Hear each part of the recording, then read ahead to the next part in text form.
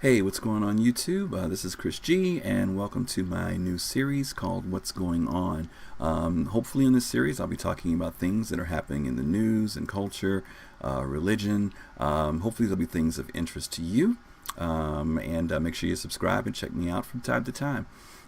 Today is Wednesday, January the 13th of 2016, and it's a big day for a lot of people because today the Powerball lottery has reached an incredible amount for winnings. As of midday today, it's at $1.5 billion. That's incredible. Normally the lottery gets around 500 million, maybe 600 million, but 1.5 billion is just crazy. And so last week when I was at work, some coworkers and I were sitting around talking and joking about what we would do if we were to win that type of money. And of course we talked about houses and cars and just all types of things we would do. But then later on I started thinking about there's some bad things that come out of lottery. You'd have to move, for example. You maybe couldn't keep some of the friends that you've had for a while. So I remember this TV series on TLC called The Lottery Changed My Life. And they had a lot of really cool stories on there about people who won the lottery, but there were also some pretty tragic stories out there too. So I want to share some of that with you today. This morning a friend of mine sent me an article from the New York Daily News, and it had stories basically saying that for some people the lottery was a curse. Let me give you some statistics. Nearly 33% of lottery winners end up broke within the first 5 years of winning. And nearly 70% of the winners end up broke within 7 years. And several of those winners have lost relationships. Their lives have been changed dramatically. Some of them have even died just because they won the lottery. So I'm going to share a couple stories with you.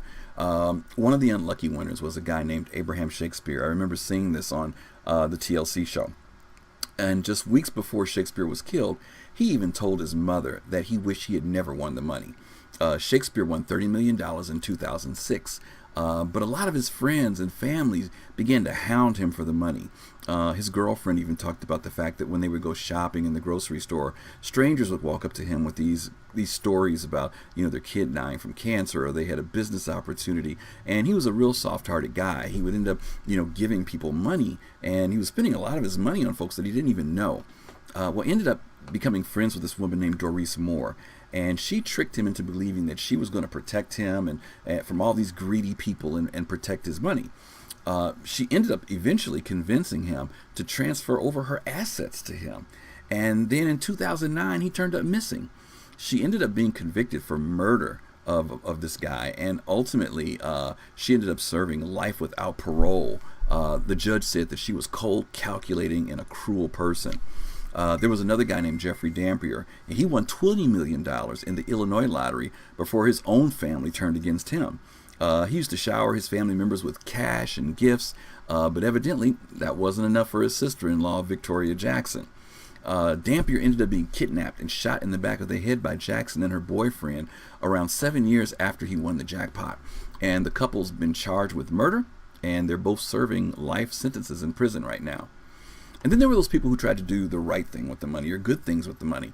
A guy named Jack Whitaker in West Virginia. He was already worth about $17 million, but then he won $15 million in the Powerball jackpot in 2002. Now, Whitaker used most of his winnings for good. He did things like build churches, he donated money to nonprofits, 10% of his money went to Christian charities. He also launched his own foundation to provide clothes and food for low-income families. But then his life started to fall apart. Whitaker was arrested for drunk driving and then threatening a bartender after he hit it big. And then a woman sued him for groping her at a racetrack. And then on 2 separate occasions, he got robbed by thieves outside of a strip club.